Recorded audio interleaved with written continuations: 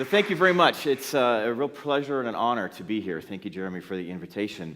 I've been really impressed today visiting CIRMMT and seeing the facilities, which are amazingly impressive, and the amount of collaboration that goes on between different universities, different areas, different disciplines, which is kind of really exciting.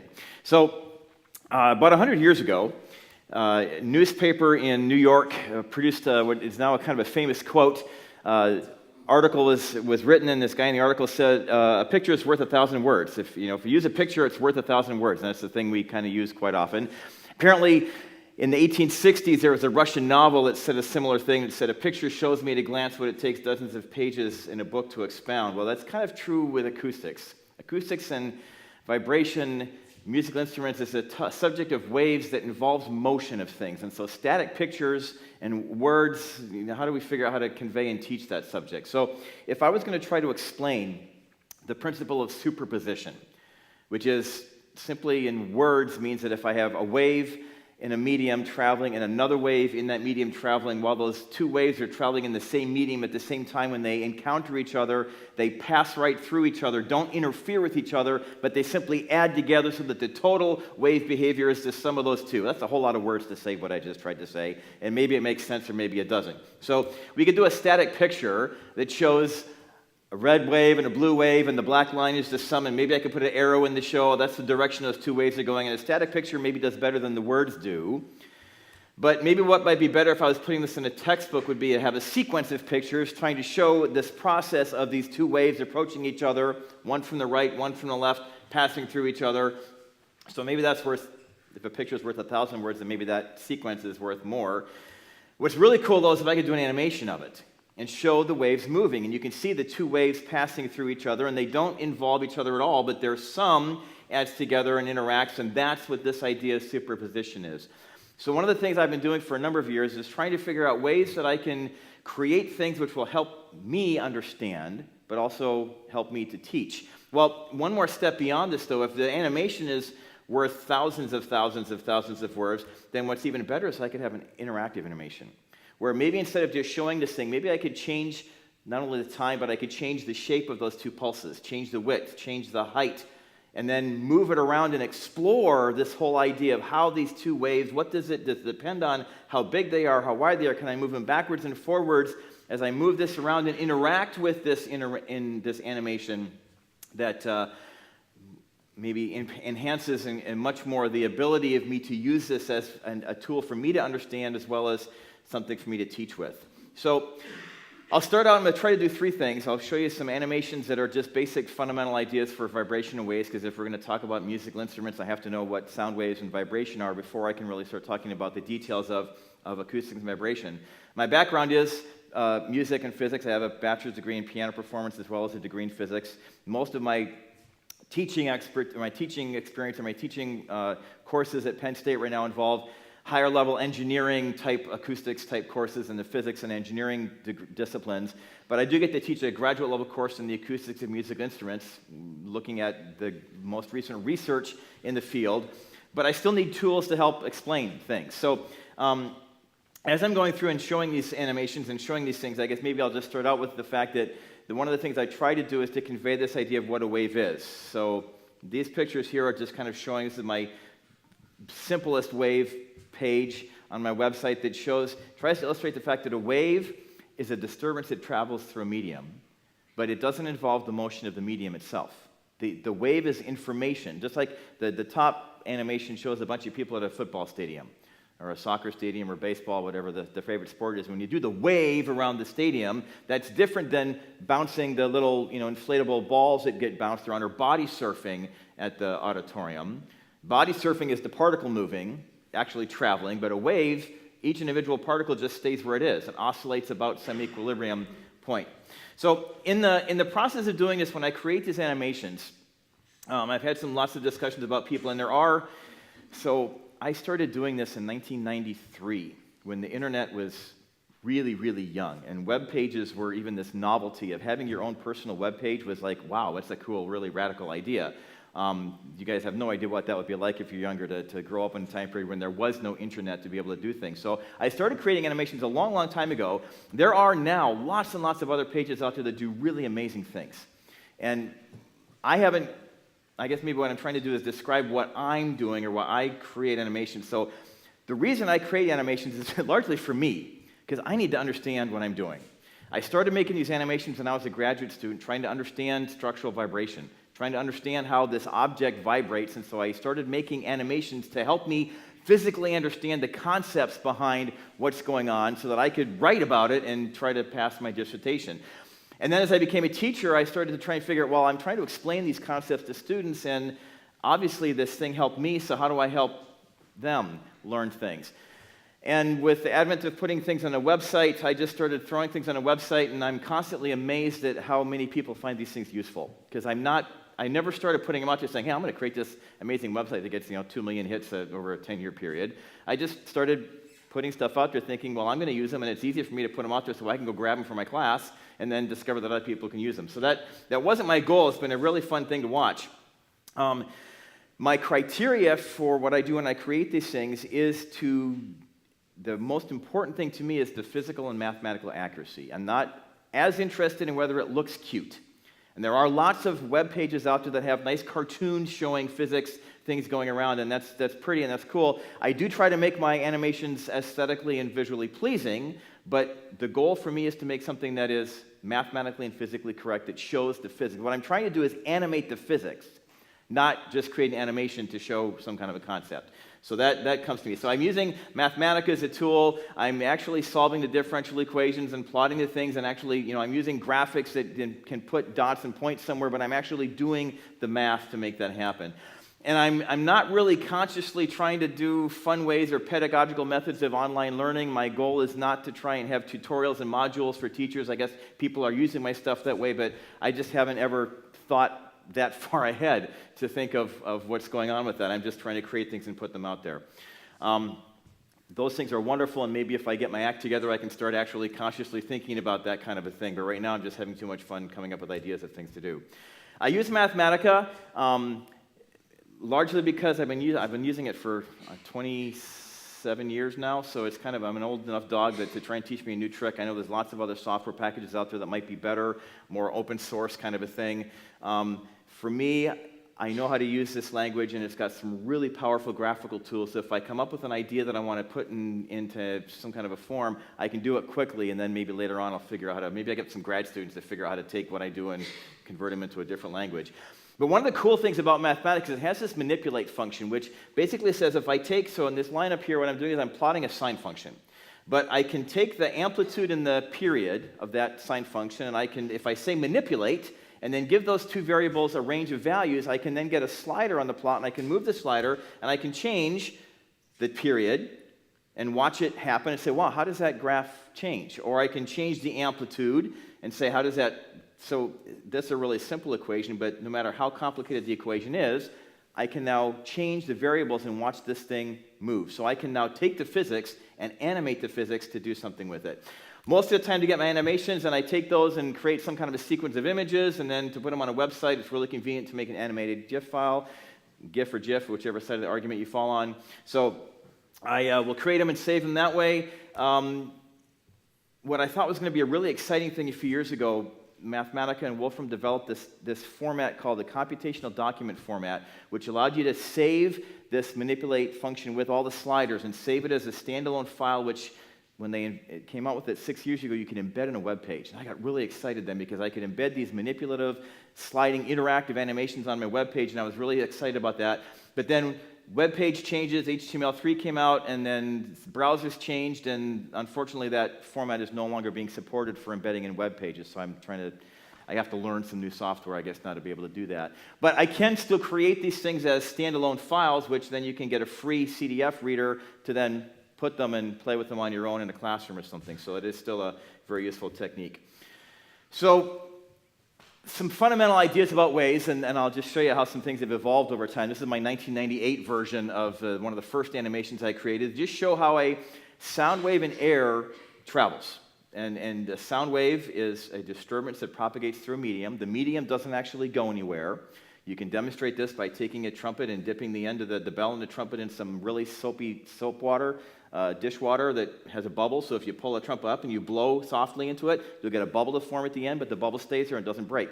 The sound will travel through the bubble, but the air doesn't, there's not enough flow of air, and the air is not moving the same way that the sound wave is to make that happen. So I've updated this animation a little bit now so that I can more clearly show the difference between the particle motion and the wave motion. So the individual particles, I've got a couple of those identified in red. The particles simply oscillate back and forth about some equilibrium point in space. But the wave, the disturbance, actually travels and propagates through the medium as it travels. And we can talk about a compressed region where the particles are all squished together, and a rarefaction region where the particles are spread further apart. But I find an animation like that can get to my students and to me across in just a few seconds what's going on with the wave motion far better than a huge long paragraph of description of what's happening.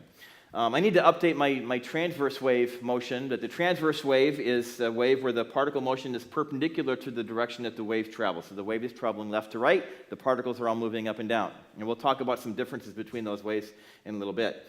Water waves, in deep water, ocean waves, involve a surface motion that involves both longitudinal and transverse motion. So the particles in the water actually travel a circular shape, a clockwise circle, as the wave travels through from left to right. And as you go down into the water, a few wavelengths into the water, the motion stops. This wave only exists on the surface.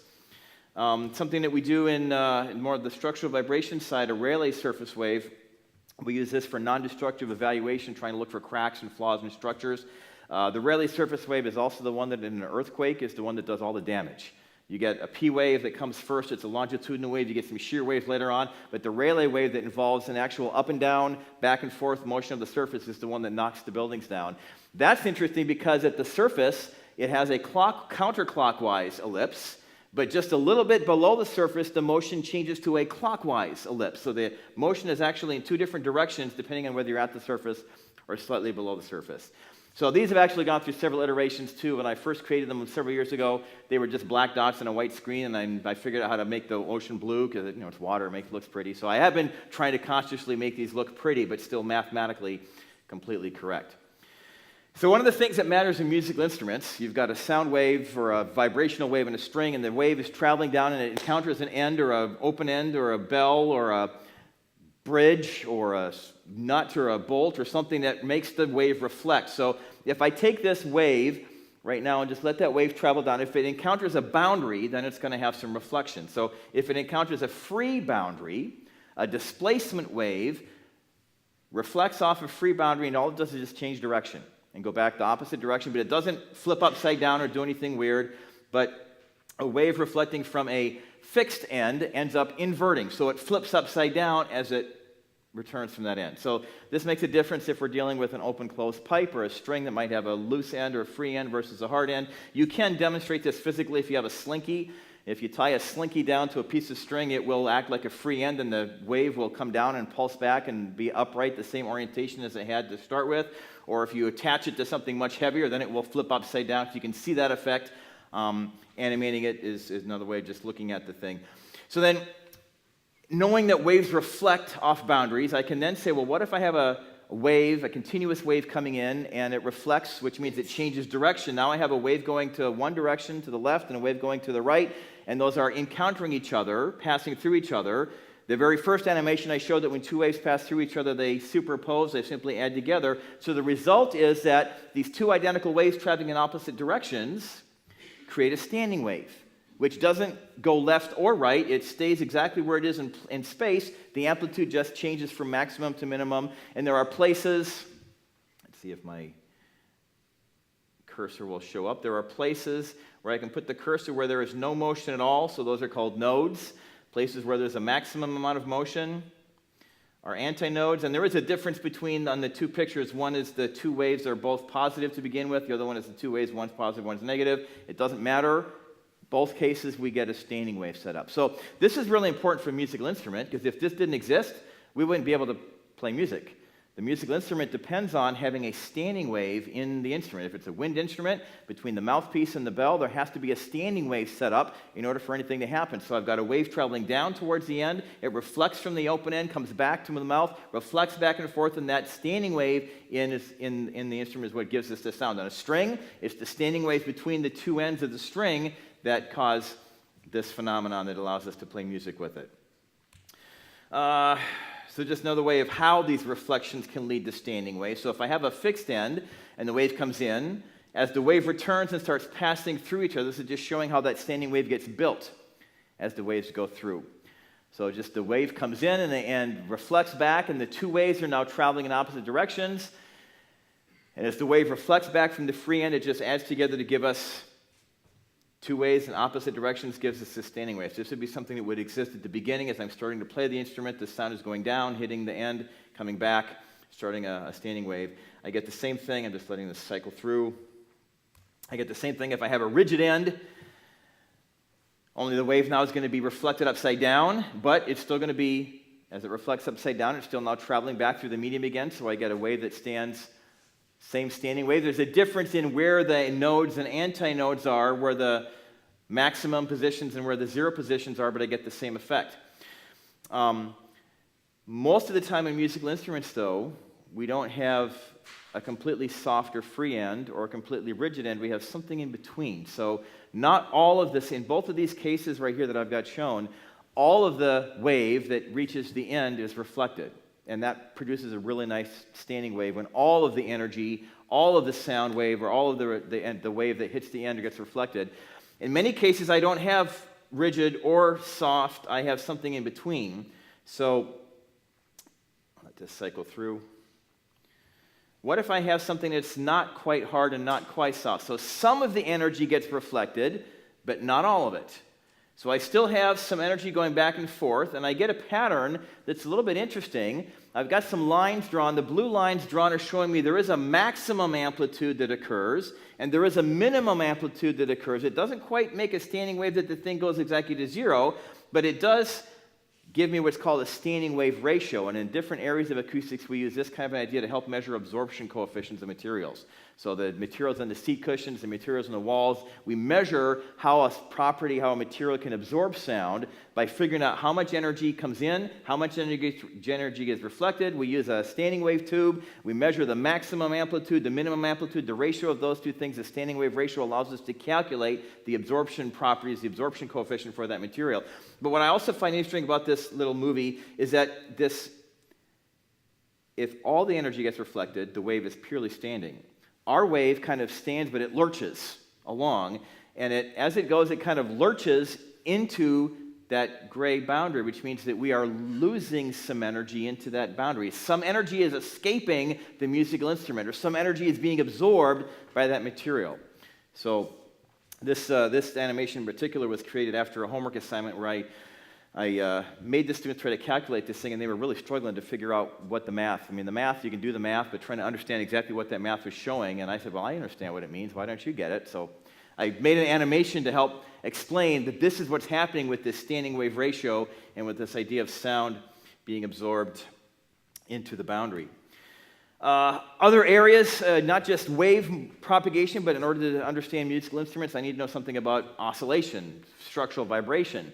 So the most simplest structure that we could look at for vibrating is just a mass spring system. And the natural frequency of oscillation depends on the mass and the stiffness. The stiffer it is, the way I describe it to my students, in order for any system to have any kind of oscillation, you have to have three properties. You have to have an equilibrium system, which tells us where everything is at rest and all the forces acting on it are balanced out. That's our normal situation. If I take and displace that system from equilibrium, there has to be an elastic restoring force. It doesn't have to be elastic. There has to be a restoring force that tries to pull the system back towards equilibrium. Most cases, for most mechanical type systems, it's an elastic restoring force, a spring-like restoring force that tries to pull it back to equilibrium. But if that's all there was, I displace it from equilibrium and it gets pulled back to equilibrium, that wouldn't oscillate. There's got to be an inertia, a mass term that causes it to go too far to keep moving once it's moving, and that trade-off between elastic restoring force that tries to pull it back and inertia that tries to make it go too far is what causes the oscillation. So I've got a mass and a spring, and the system is oscillating. If I change the stiffness by adding another spring, those two springs are effectively in parallel. They're both experiencing the same displacement, so they both act together. They both pull at the same time, so the stiffness in this system is higher. And maybe the animation, if I did it correctly, the animation will show that that mass with the two springs has a higher frequency, so it's oscillating faster than the mass spring system with just the one spring alone. If I have two masses connected by springs, in this case they're the same mass and the same spring as the single mass system, connected by a spring, the lowest, if there's two masses, then there's 2 degrees of freedom, and there are 2 natural behaviors, 2 modes where this system will naturally oscillate. The first mode is one where both masses move in the same direction, the same amount, to the extent that that spring in between is not engaged at all. You could cut the spring in between and nothing would change about the system. In fact, the animation at the top and the animation with the two masses shows they're moving the same way. Same mass and same spring. That spring in the middle doesn't do anything because the whole system is just moving as one piece. Then there's a second mode, second set of a way that this system can oscillate, where the two masses move in opposite directions, and right in the middle between the two is a spot that never moves at all. That's the node for the system. So I can see how that piece plays. Well, so one mass has one frequency. If I change the mass or change the frequency, I can change the system. And that seems like maybe a really simple concept. But you can take so many problems in acoustics, musical instruments included, and reduce it at least to get a rough idea of what's going on by talking about mass and stiffness. You change the mass of the top plate in a guitar, you change the frequency of that top plate. You change it to a different wood or put bracing on it to change the stiffness, you change the frequency. And you can talk at least at a fundamental level about those ideas. There's another way that these two systems behave if it's a 2-degree freedom system. If I hold one mass at rest at its equilibrium position, and I pull the second mass and I displace it from equilibrium and let them both go at the same time. So one is where it wants to be at rest, the other one is displaced. Then what happens is a totally different motion where the oscillation, the vibration trades off, and one mass starts at rest, and its energy all trades to the other mass, which then ends up going to rest, and that oscillation, that energy will trade back and forth between the two in a coupled system. This is important in musical instruments because the strings will couple to the soundboard. In fact, in a piano or a mandolin where you've got multiple strings for the same note, there is coupling between the strings and the soundboard, and the strings normally would decay quickly, but because there's coupling between the strings and the string goes to the soundboard back to the other string, there's an engagement going on that will elongate the decay time so that the strings don't decay as fast as they would if it was just one string by itself. So I can learn some things even from simple mass spring systems. I maybe will say, too, that in making animations, this took me a while to figure out how to make these so that they had the right timing. So it's one thing to just make a bunch, and all this is a bunch of, this is a plot. I'm plotting a circle that its position is just dictated by the function the math function that describes the motion of an oscillator. And I've got each of those little springs. They're just a bunch of lines that are connected, and their lengths and their positions are just dictated by the fact that I've got this equation that describes the mass spring system.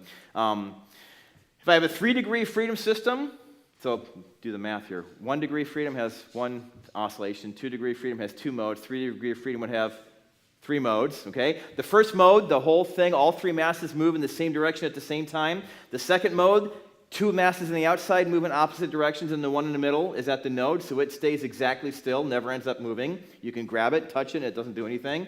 And these are, I do this in animations too, but it's also possible to grab a bunch of wiffle baseballs and rubber bands, large rubber bands, and you can hook them up and excite them with a shaker and get exactly the same kind of mode shapes in a physical experiment as well. The third mode has every other mass is moving in the opposite direction. So now there's 2 locations, 2 nodes, maybe a node, if I get the mouse moving, here's a node right about there that's not moving at all, a place right about there not moving at all, but the mass in the inside is doing the opposite as the other 2 on the outside. Well, if I went to 4 masses, I would get 4 modes, 4 degrees of freedom, one where they all move together at the same time. These are identical masses, but more springs, but the frequency of the system is going to be a little bit lower now. The second mode has the 2 outside moving in opposite directions. There's a node in the middle. The third one will have the two in the middle moving the same direction, the two on the outside moving in the opposite direction, and then I've got a new mode that has every other mass doing opposite direction. So I can build up this system.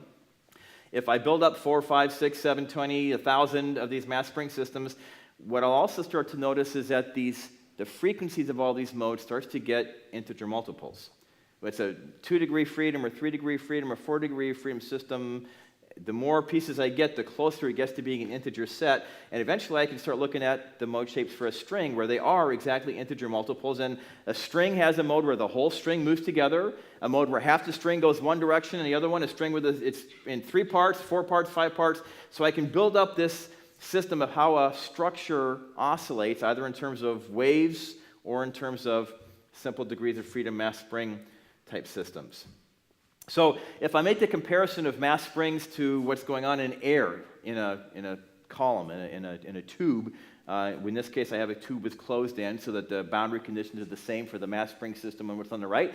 The lowest mode has the entire thing, all the particles move in the same direction at the same time.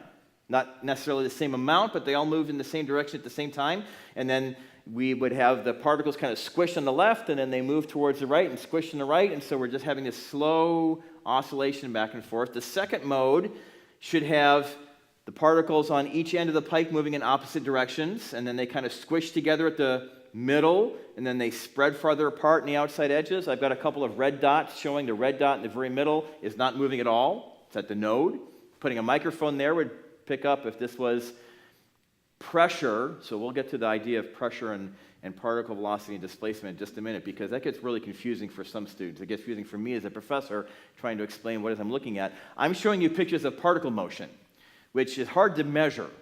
I do have a microflone in my lab, which is a device that can measure particle velocity, the speed of the air molecules, as well as the pressure. And you can measure that quantity, but it's a little bit hard to measure the particle motion. What I really would measure with a microphone would be the pressure, and the pressure is where the particles are all squished together at the same time. But maybe this will help me understand that at the center of that pipe, the pressure would go from, right now it's small to big, to small to big, so the pressure would change, but the displacement of the particles in the middle of that pipe is 0. And if I did the third mode, then I would get a place where the particles are starting to look like this third standing wave, and I can build this picture up and build this picture up. So this maybe helps visualize what's going on inside a pipe, like a wind instrument. The problem is that we never show these kind of pictures in books. So this has caused me a bit of frustration trying to figure out how to explain this, because I hate these kind of graphs. Everybody uses them. They're all in the textbooks. I don't like them for a number of reasons, because they're really hard to explain to students conceptually to understand what's going on. Those two graphs on the right hand, on the two sets of graphs right and left, they look a lot alike. The graph on the left is displacement of air molecules, which, again, we can't measure very easily, but it's what we talk about because we talk about displacement as strings, and then we talk about waves in air. The plot on the right is pressure in the air, and we will try to talk about the fact that there is a phase relationship, or when the displacement is a maximum at the open end, the pressure is 0, or where the displacement is 0 at the closed end, the pressure is maximum. We can use those words, but I find it challenging to help, especially undergraduate students, sometimes understand exactly what am I seeing and how do I see that. And the reason I find this difficult is because those graphs right there, the displacement of air, if sound waves are a longitudinal wave, those molecules are actually moving left and right. That's a graph that, to my mind, has up and down motion, because they look an awful lot like this, which is the vibration of a string. And we show these pictures, which has a string vibrating up and down, and then we try to show the pictures above, which are supposed to represent longitudinal motion left and right, and we wonder why students get confused, and why pressure waves and displacement waves are the same thing. So I've been trying to figure out ways of explaining this, both for me as an educator and students to try and help. So this is one of the pages I put up a couple of years ago to try and help figure out. So I've got that standing wave pattern up the top, and then I'm simply showing what's going on with the pressure and the particle displacement as a graph to help me see the idea between the two. So the black graph that's moving up and down represents the particle displacement for whether the particles are moving left and right. So if I kind of focus on this area right here, when the particles are moving to the right, then the graph shows positive. And when the particles are moving left, the graph shows negative. So the up and down motion of the graph corresponds to the left and right motion of the particles. but the pressure is telling me whether or not these particles are being squished together. So right here in the graph is where right now they're squished together, high pressure, pulled apart, low pressure, squished together. So I've got to be able to realize that relationship between the pressure and the particle motion to be able to figure that out. Now that kind of gets, maybe that's easy to see, maybe it's not easy to see. There's an even worse problem in trying to work with this idea. How do I, and this took me a long time to figure out, I'm maybe embarrassed to say that it took me too long to figure out how to come up with a way of describing this. How do I convert a vertical graph, which is what we're plotting in all those pictures, to represent a longitudinal motion? So if I have this graph, and this graph with the hump in the middle, this Gaussian-shaped graph, that represents the amplitude of the horizontal displacement. So what I'm essentially showing is if the graph is very large, that means those particles are displaced a large amount from their equilibrium position. So what I've got down below, the gray dots right here below, are the equilibrium positions of all the molecules. So they're all equally spaced to begin with. On this side right here, if I look at the graph, it's not displaced from equilibrium very much at all. Oops, back up, we'll show that one in a minute. But as I go up the curve, the bigger the displacement, then like this blue one, it represents what would be happening at the center of that curve. That blue one is displaced all the way over here. So if this graph, if this pressure, if this wave, this displacement wave, if that was traveling towards the right, then the leading edge of that wave would be a high pressure region because the particles are displaced towards the positive direction. So I get a compressed region on the right-hand side. The trailing edge of that wave would be a rarefaction because the particles have been shifted towards the right, so they're further apart on the left. So this took me a while. I mean, it maybe to you maybe it seems really obvious. To me, it took a while to figure out how to explain this in a way that makes sense to students and trying to then animate this to show what it looks like. But it makes a lot of sense to me now that I put this together and seen this. So this picture is relevant regardless of what direction that wave is traveling. That's maybe what's tricky about helping students understand this. If that wave travels towards the right, then the right side, the leading edge towards the right is a high pressure. If that wave is traveling towards the left, everything on that picture stays the same. So if this wave is traveling towards the left, it would be the leading edge would be a rarefied region because this graph says as this wave moves left, the particles are being displaced in the positive direction as that wave travels towards the right. If I flip that wave upside down, so now this is a negative displacement, then I would have the particles being displaced in the negative direction, which if we call negative towards the left would be that way. And again, this picture would stay the same whether I have waves going to the right or to the left. So now I can take this idea and say, let's figure out how to put this together. So I'm going to let this play for several times. I'm going to talk you through what this graph, what this animation is showing. One of the things that we deal with when we deal with wave motion and talk about, when I explain waves and we talk about it with my grad students, a plane wave, as it's traveling in the positive x direction, the particle velocity, the motion of the particles, and the pressure are in phase with each other as that wave is traveling at all times. Okay? So if I let this cycle through, first time through, let's watch what the graph at the top is doing and that black arrow in the middle of the picture, which shows us how far a particle is displaced from equilibrium. So as the wave travels through, the graph goes up, the particle is displaced from equilibrium, and then comes back to its equilibrium point. So that shows me the displacement of the picture. The red graph and the red arrow show me the velocity. Particle moves towards the right, comes back towards the left, and stops.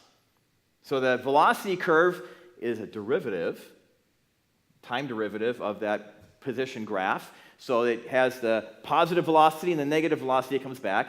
And then the pressure wave shows me I've got this compressed region as that wave goes to the right and a rarefied region as the wave goes to the left. So that helps me at least figure out this idea. Well, what if that same wave travels left? Because when the wave travels left, the particle velocity and the pressure are out of phase with each other. Mathematically, we can show that, but conceptually, that gets really tricky. So the same wave traveling to the left, displacement, the particles are displaced towards the right and then come back towards the equilibrium point. That same wave as it travels to the left, if I watch the velocity, they move to the right and then they move to the left and they come back, but the pressure now, as this wave is traveling to the left, the pressure, the leading edge, because the particles move to the right and spread out, is a rarefaction. So the pressure and the particle velocity are not maximum at the same time. The velocity is maximum because the particles are moving towards the right, while the pressure is minimum because the particles are spreading out from each other.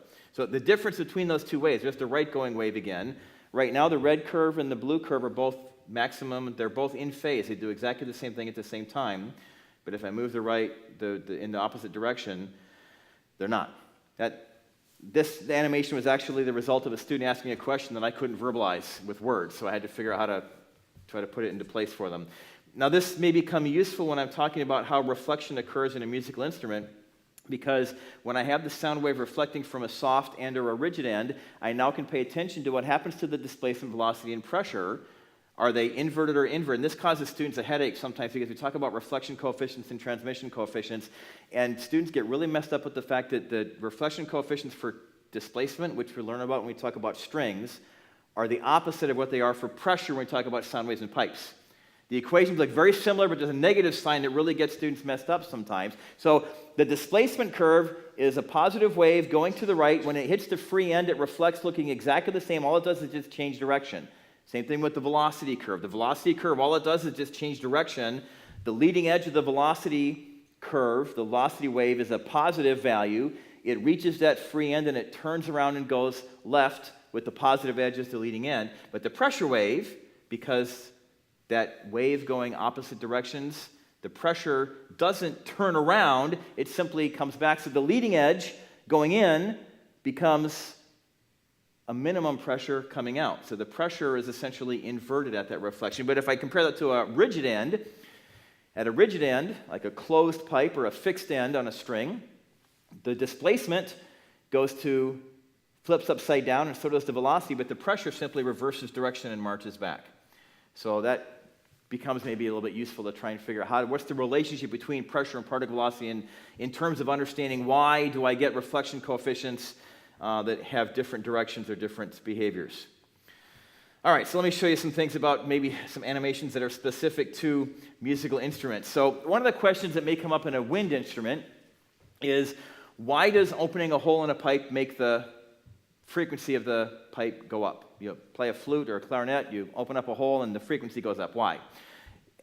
Art Benet in his book simply says the fact that, well, that hole kind of acts like a short circuit, an open end, and it actually turns out that the larger the hole, you just put a small hole in a pipe, it changes the length a little bit. But until the size of the hole approaches the size of the diameter of the pipe, at that point, when the size of the hole is equal to the diameter of the pipe, then the pipe is essentially the length of the hole up to the hole, and that end of the pipe that's beyond the hole doesn't really matter so much anymore. So, sorry about the math. I'm just going to introduce this as how I approach this problem. When we do this problem in acoustics, at least in grad school, we deal with it as an acoustic transmission line. So if there's any electrical engineers in the room, this is the same kind of a thing as an electrical transmission line. What matters is this quantity called impedance. Impedance is a ratio of pressure and particle velocity, and it tells us an idea of whether or not we have energy being stored or energy being removed from the system. Impedance is really useful because I can use it to model this system very, very well. So the pieces in that equation on top, just what they mean, Z0 is just the impedance of the air in the pipe, so it just tells me I've got a density and a wave speed and how cross-sectional area what the pipe is, so that's just a constant value. What matters is the length of the pipe, and ZL is the impedance at the end of the pipe. And what the transmission line equation says is if I know what the impedance is at the end, is it hard, is it soft, is it something that allows sound to get reflected or absorbed, whatever it is at the end, I can figure out what the impedance is at the other end of the pipe, length L, by simply knowing what is that impedance at the end and how far away am I. It's really, really convenient. So what I can do, if I have a problem that has a pipe with a hole, so here's a pipe with a side branch in it, so maybe this is a simple model of a flute, pipe, one hole in the flute. Oops, let's go back, hit the button too hard. So what I can do is there's a cross-sectional area, there's a cross-sectional area for the side branch, there's a thickness of the wall, there's some little correction factors because of the fact that sound is moving back and forth, sound waves are moving back and forth, I've got some lengths before and after. What I can do with this problem, and I'm using Y's and C's, Y is called admittance, C is called impedance. They're inverses of each other. They just add and subtract differently, but if I know one, I know the other to play with it.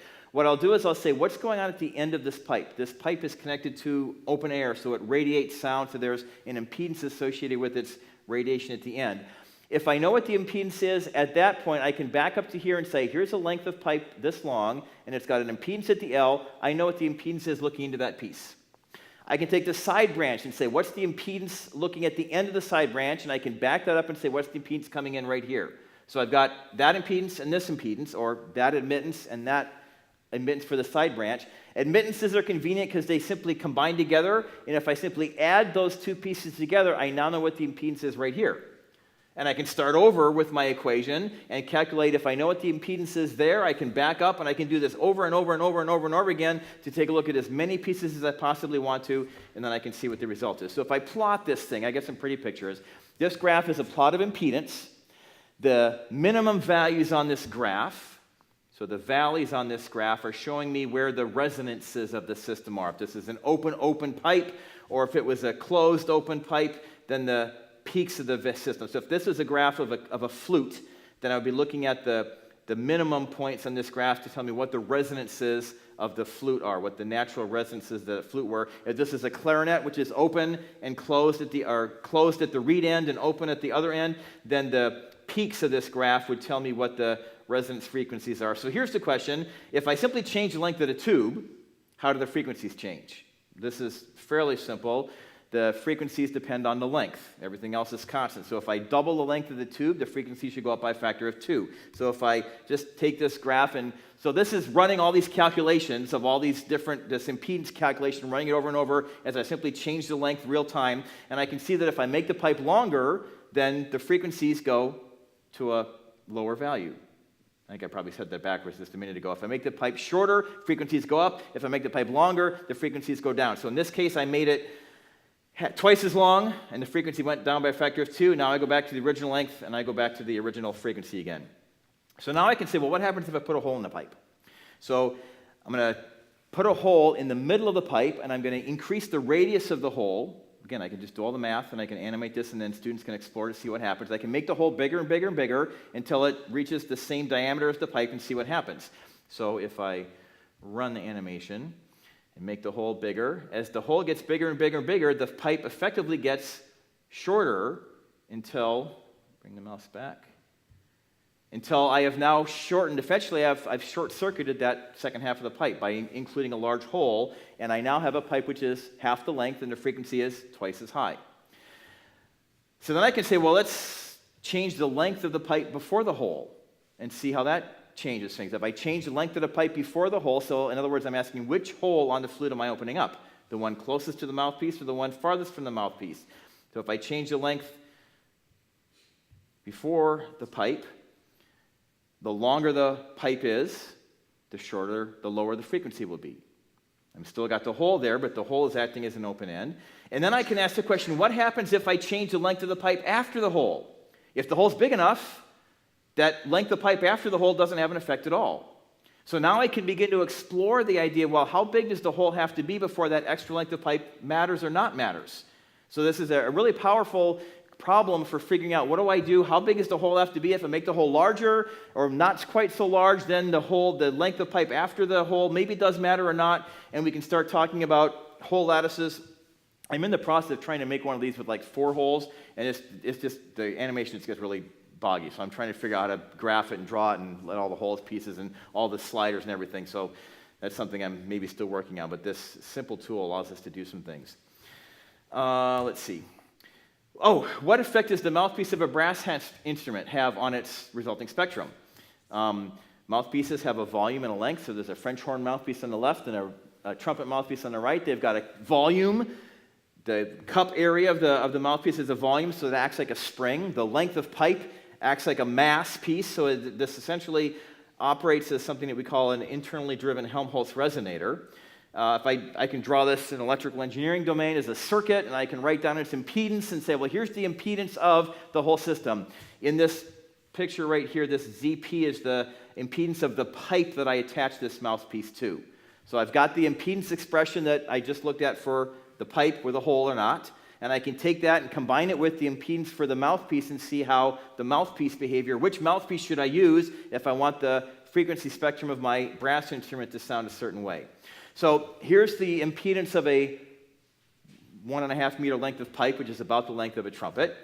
And if I take a Vincent Bach mouthpiece, it has a frequency of about 750 hertz. And brass players, you might notice if you go looking at mouthpiece, you take a mouthpiece and pop it on your hand. It's just a pop test. You can pop the mouthpiece in your hand. You can hear the resonance frequency of the mouthpiece. You compare a horn mouthpiece and a trumpet mouthpiece or a tuba mouthpiece, and they're all going to have different frequencies because they have different volumes and different lengths. And you can get an idea of what the frequency of the mouthpiece is by simply slapping it on your hands. Well, if I take and multiply those two things together, or in signal processing terms, we would say we convolve them together, what I get is the actual impedance of the instrument. So I get the shape, the resonances of the pipe, their amplitudes are modified by the impedance curve for the instrument. So that's the theory on the left. That's actual measured data, and they look really, really nice together. It's a really simple calculation using this tool, but what's more fun now is I can say, okay, let's model this. Let's take that graph, and let's see, what if I wanted to have a mouthpiece and change the volume and change the length to change that resonance and see how it affects the frequency spectrum of the instrument just by moving things around a little bit. So you can change the length and then change the volume and find out where would I have to be, what's the correct size or what's the volume of my mouthpiece compared to, some other mouthpiece to get an idea of how that would work. So powerful tools to be able to animate and understand some things. This is another one that took me a while to figure out how to explain to students, an air reed. So this is not going to help us understand how the oscillation in a flute begins, but especially the air reading, it's not a flute instrument, all wind instruments have what are called a nonlinear generator, self-sustaining oscillator. You have to get the oscillation started, but once it's started, there has to be some kind of a feedback mechanism that allows this instrument to play. And with the flute, this is especially true, or in this case, like a whistle. So this is like a penny whistle or recorder. I am exciting, once I have the thing started, so you blow air through a little hole. So in this little picture right here, you blow air through a little hole, and the air hits a little knife edge, and as a result of hitting the knife edge, there's an oscillation. That's the initial startup. But once the instrument is playing, I am exciting it by providing a constant flow of air that's not oscillating.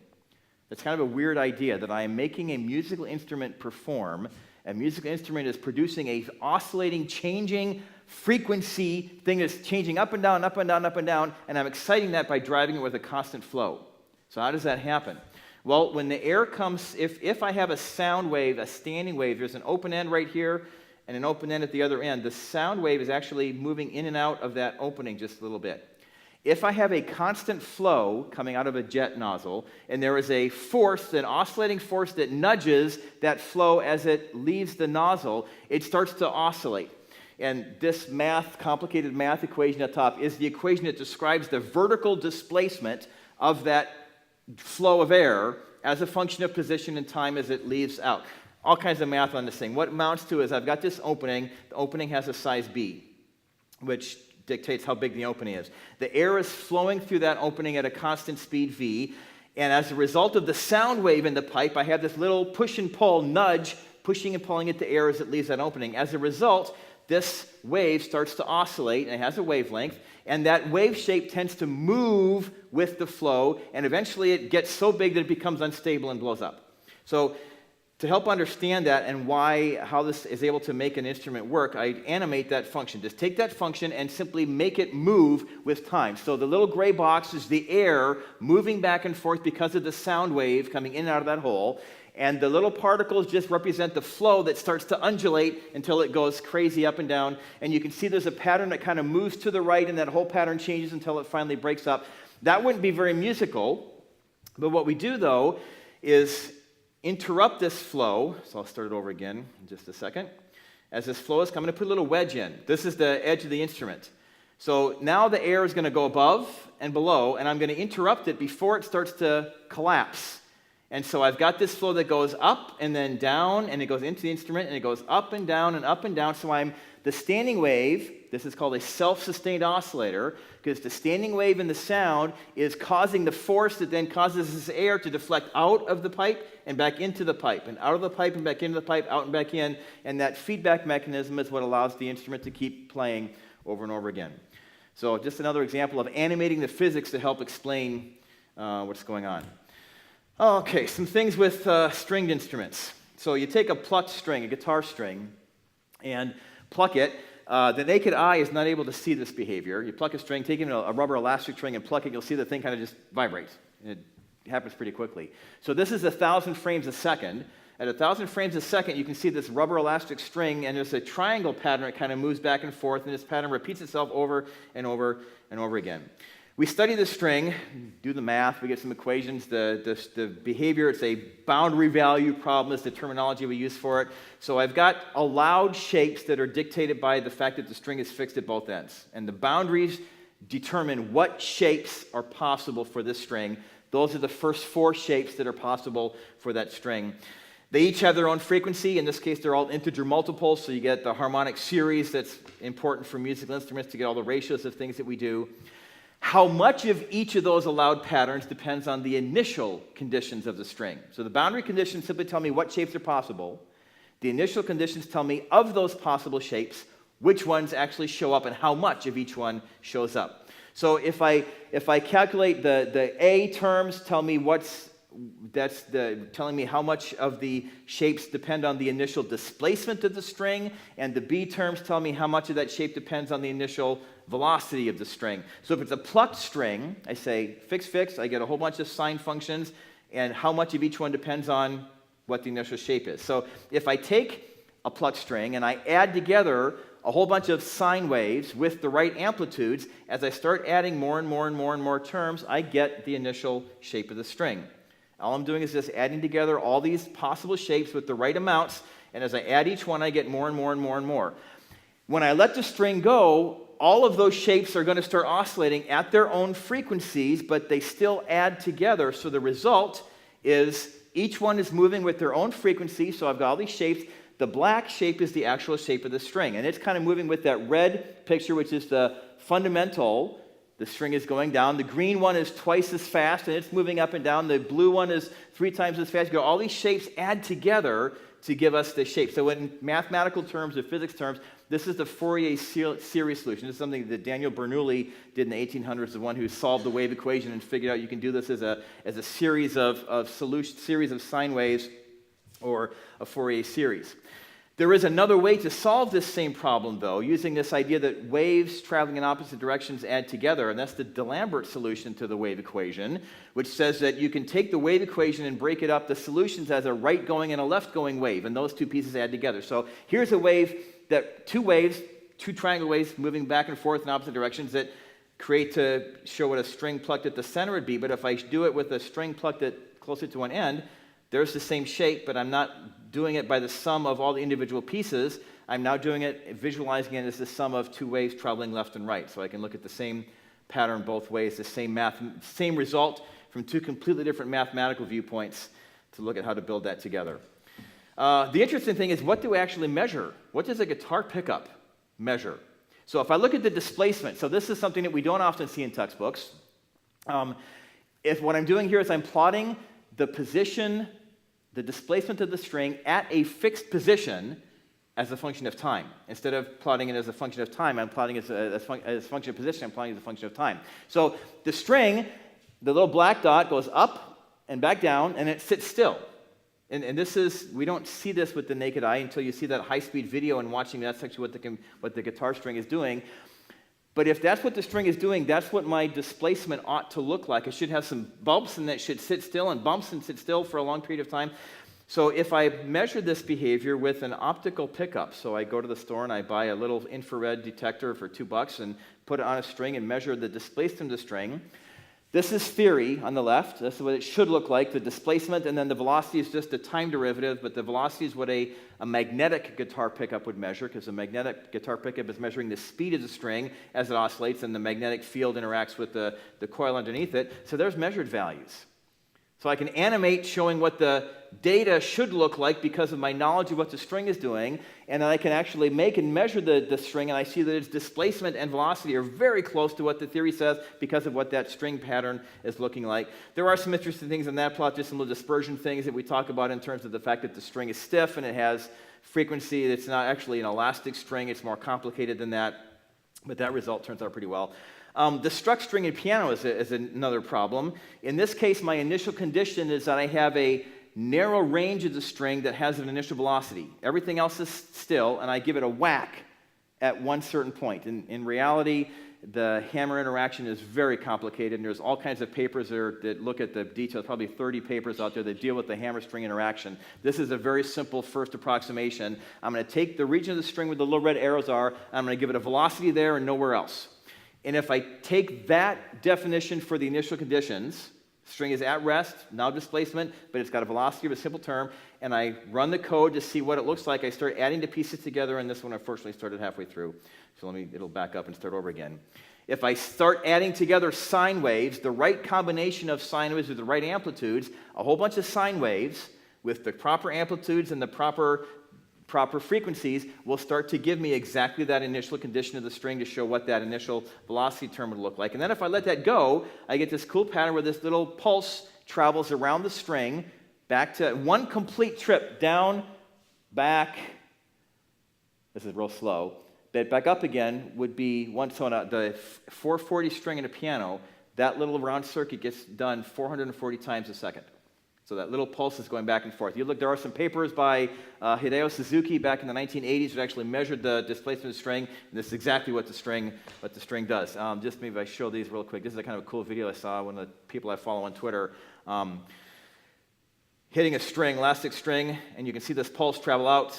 It's exactly what an elastic string does. So the theory shows exactly what it's doing, and that's just a cool idea. I saw this, and I said, oh, dude, that's awesome, but you got to hit it at one end. Don't do that. Hit it somewhere else. So I asked him to do another one, and so he made another one. This is more like a bass slap, if you slap the string on a bass guitar.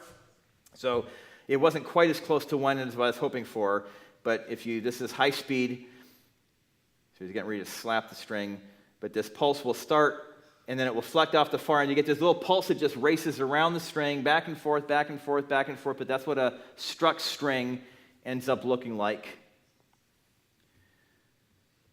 And then if I want to say, well, what does that look like if I had a pickup to actually measure its behavior? Well, the string would go up, and then down, and negative, and up. So I would see that kind of behavior if I put the string somewhere near an end. And if I measure and compare measured values for displacement as the top curve and magnetic pickup as the bottom curve, I get it's messier because this dispersion in the string messes things up quite a bit, but I get the same kind of behavior. So this kind of a tool is really helpful for showing how the pieces behave.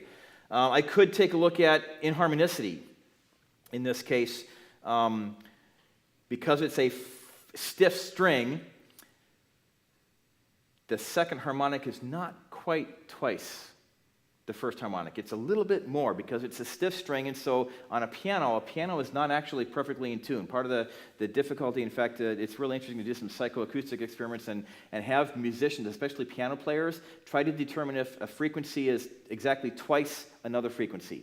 Because piano players never get that right, because we are used to hearing an instrument that is out of tune, because in order to make the second, so if you're playing a C, C3 on the piano, and you want to compare C4, the second harmonic of C3 is a little more than twice the frequency. So you actually have to make C4 a little bit out of tune in order to make everything work. And so on a guitar, you could investigate whether this is an issue or not. So there's two different ways whether we model the guitar as a pin bound or not. This is more of a more cartoonish type of an animation that I created. But what I'm doing is if I take the thin string on the guitar and go all the way down to look at the end, what I'm plotting is if that plot is a single line, then the inharmonicity is not a problem.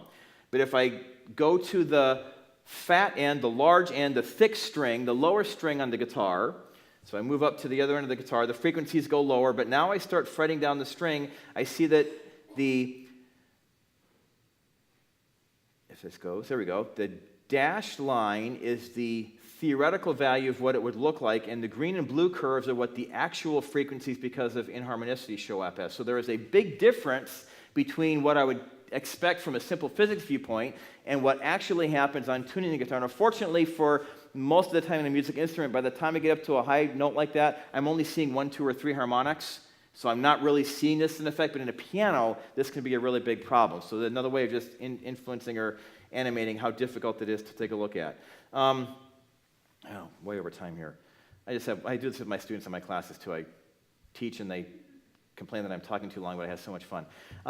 Looking at circular membranes, I actually just updated this page not too long ago because I realized that if you're going to make animations of mode shapes that have frequencies and they all oscillate at the same rate, that doesn't really make sense. So I started making this membranes, and if in this case they're Bessel functions, so they don't have integer relationships, but if I look at how fast that fundamental, and this is really just that mass spring system. There's a frequency where the whole thing just goes all together. There's a frequency where half of it goes one way and half of it goes the other way, and then we get more complicated. But if I jump down to some higher frequencies, they should be moving faster because actually this one is pretty close to being the actual physical ratios of what their frequencies ought to be.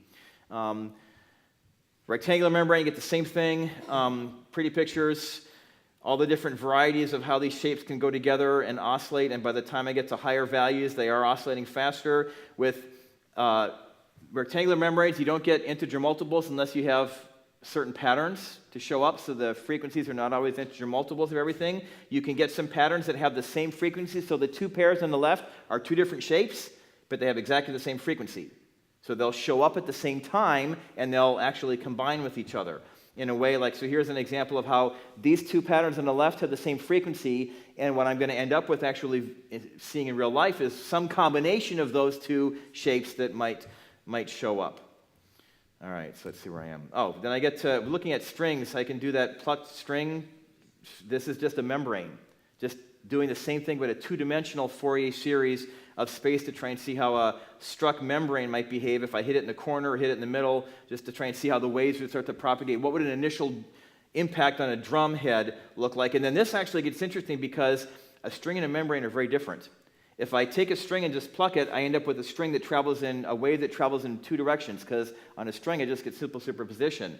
But in a membrane, I get a shape that ends up changing, and it's mathematically, we say in 2 dimensions, there's the two-dimensional wave leaves a wake behind it. The wave actually changes as it propagates out in 2 dimensions. So the string and the membrane, even though they should look similar, a cross-section shows us something quite different, the way that wave actually spreads out and changes, whether it's an initial displacement or initial velocity. I get something that looks very different for those two phenomena. Now I can start to figure out how does a 2-dimensional problem differ from a 1-dimensional type problem. I think this is the last one, bowed string. So the bowed string, I think this is something similar to what some of the research is done here, looking at violin behavior. So the violin bow is a really cool problem. It's a stick-slip nonlinear generator where there's actually friction that's dragging the string, and then the string breaks free and catches again. And you get this behavior where this pattern shapes, and what happens is this triangular shaped pattern ends up racing around in a counterclockwise direction on the string, carves out a pattern that looks like a real nice sine wave, but it's a triangular pulse of what's happening is right now the string catches, and the string is being drugged forward with the bow until that triangular kink comes around and meets the bow, and then the string breaks free, snaps back until it's caught again, and gets drugged forward. So that's just the animation showing what it is, calculating the equation. What's kind of fun, though, is if I take the equation that describes that, I can say, well, how does that depend on where the bow is and how fast the bow is moving, which relates on how I play. So if I turn that on to make it play and just let it go through a couple of cycles, if I move the bow farther from the bridge towards the middle of the string, what's going to happen is that the amplitude drops, because the string motion is kind of dictated by where that string is catching. And so if you want to play the violin loudly, you play it closer to the bridge or closer to the chin rest of the string end than putting it out in the middle of the string somewhere. And if I bow it faster, now here you want to watch, the faster the bow is traveling, it changes the amplitude of the vibration, so it makes it louder. But it doesn't change the frequency with which that pulse is traveling around. That stays the same. The vibration of the string does not change frequency if I bow faster, but it gets louder if I bow faster. So I can take an animation like this, and we can then start to explore what are the parameters that dictate how a bowed string behaves. And I think that's the last one. So not all of these, most of these are available on my website. I do have a number of these that I'm showing you that I'm still trying to write up and put out there, but I have a bunch that will show up eventually soon to put out there to make them available for. Again, I create these for me to help understand it and for me to teach my students, and I throw them up there, and everybody else goes, wow, those are awesome, I can use those. And I'm like, oh, cool, I had no idea. So, thank you.